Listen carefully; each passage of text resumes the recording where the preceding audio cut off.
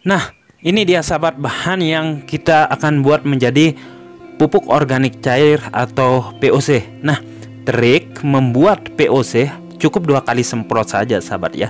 Dan kita bisa panen 15 ton sahabat per hektar, dan panen kita akan meningkat 10 kali lipat, dan anakannya juga itu sampai 5 kali lebih banyak sahabat memakai bahan ini dan dicampurkan dengan bahan lainnya sehingga hasilnya itu maksimal. Yang perlu sahabat ketahui, bahan ini antara adalah ada campurannya. Ini bahan salah satu yang kita gunakan setelah kita campurkan bersama bahan lainnya. Assalamualaikum warahmatullahi wabarakatuh. Bertemu kembali bersama saya Ogi Gede.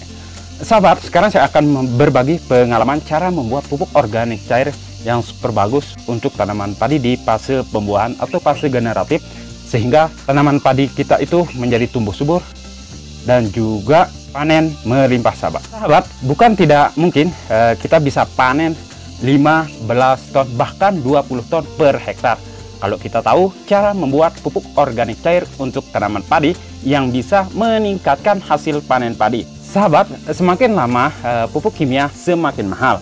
Nah, sehingga kita sebagai petani harus bisa berinovasi dan berpikir keras cara membuat pupuk sendiri, yaitu pupuk organik cair untuk tanaman padi agar hasil panen melimpah sahabat ya. Nah, agar panen meningkat 10 kali lipat dan anakan padi itu naik sampai 5 kali lipat, ada cara atau trik yang harus kita lakukan sahabat ya, yaitu penggunaan pupuk. Pertama, pastikan tanah pesawahan tersebut subur sehingga anakan padi akan lebih banyak sahabat ya, dan bisa menghemat pupuk kimia. Untuk tanah yang subur sangat membutuhkan pupuk organik padat itu sahabat, sehingga tanah pesawahan tersebut akan subur ketika kita sering-sering menggunakan pupuk organik padat. Kedua, jarak tanam sahabat ya yang ideal itu tidak harus rapat agar rongga udara dan sinar matahari masuk ke salah satu tanaman atau ke semua tanaman padi kita, sehingga pertumbuhannya itu juga akan maksimal. Dan ketiga sahabat ya, gunakan jajar legowo agar ketika kita menyeprai pupuk maupun pestisida ke tanaman padi itu tidak terganggu. Dan tahapan yang keempat sahabat, gunakan pupuk yang kandungan fosfat dan kaliumnya itu tinggi seperti pupuk MKP yang terkandung 50% unsur fosfat dan 35% unsur kalium, dan bisa menggunakan Stargo sahabat ya, dan Big Phosphor, Multi MKP dan kalium fosfat dan Marauke sahabat ya. Itu adalah pupuk untuk pembuahan yang sangat-sangat bagus sekali untuk tanaman padi di fase generatif. Nah, untuk cara membuat pupuk organik cair untuk pembuahan, untuk lebih bagusnya silahkan simak baik-baik cara pembuatan pupuk tersebut ini sahabat ya. Dan itu saya sudah membuktikan di lapangan di tanaman padi saya, dan hasilnya itu sangat-sangat luar biasa. Nah, pertama-tama bahan yang kita gunakan adalah, nah ini bahan pertama yang kita gunakan sahabat, yaitu ragi tape ya, itu ragi tape yang buat singkong atau buat peyem itu sahabat ya. Nah, kalau udah jadi sahabat itu warnanya seperti ini, dia warna kehitaman ya.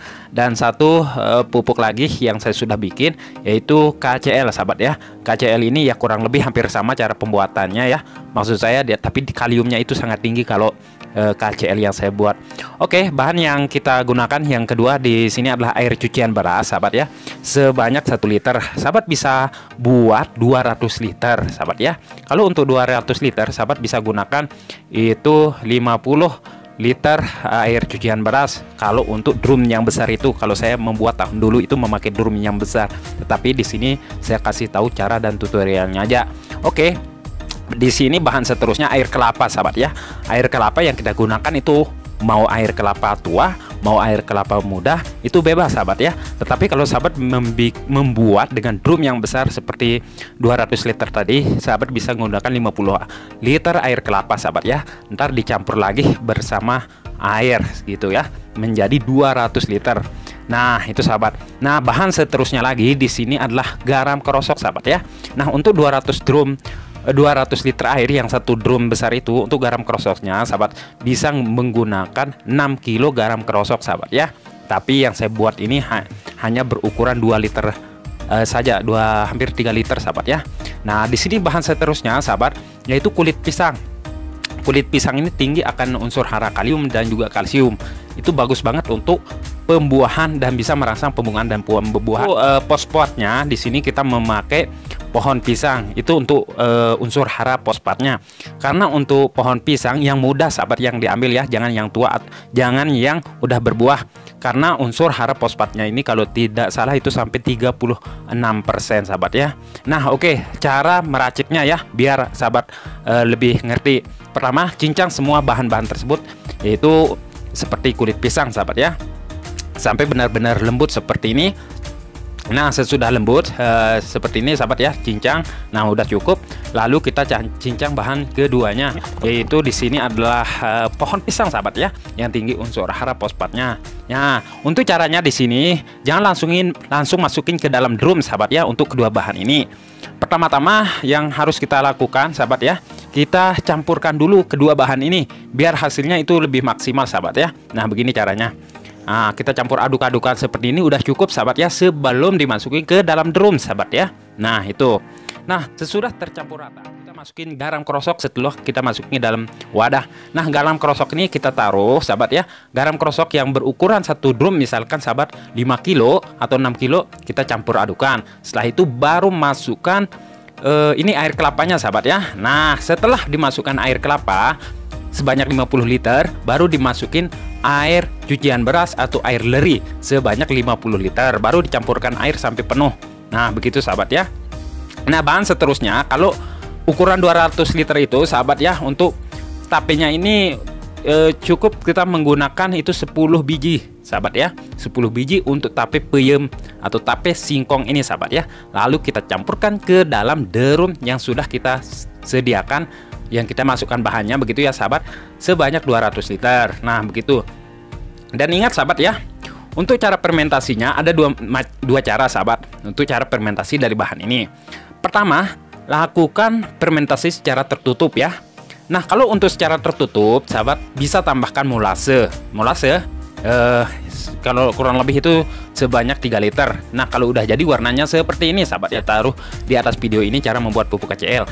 Nah sahabat bisa ikuti cara itu. Nah ntar kita kombinasikan kedua bahan ini. Nah begitu. Oke, untuk cara fermentasinya sahabat ada dua cara, yaitu tertutup dan terbuka. Kalau untuk terbuka itu proses fermentasinya itu 1 bulan sahabat, atau 30 hari udah cukup. Dan itu baunya itu sangat busuk sekali ya, tetapi di situ ada belatung dan macam-macam sahabat. Tetapi itu lebih bagus sebenarnya. Tetapi yang nggak bagusnya itu ada bakteri jahat, jamur jahat yang masuk. Itu nggak bagusnya. Yang bagusnya cepat fermentasi. Nah dengan cara tertutup sahabat ya, kalau dengan cara tertutup cara fermentasinya itu agak lambat sahabat ya, tetapi hasilnya itu maksimal. Pertama, tidak dimasuki jamur bakteri jahat. Yang kedua itu dia baunya seperti bau tape. Nah itu dia sahabat ya, cara pembuatannya. Ingat untuk dosis dan ukurannya itu tergantung ke tingkat keasaman tanah. Ketika asam tanah kita itu sangat tinggi, itu sangat berbahaya menggunakan pupuk organik cair. Karena pupuk organik cair itu sejatinya adalah pupuk yang asam sahabat ya. Nah ketika kita bisa sih kita menetralkannya sahabat ya, tetapi itu kinerja dari pupuk tersebut atau pupuk organik cair tersebut tidak akan maksimal sahabat ya.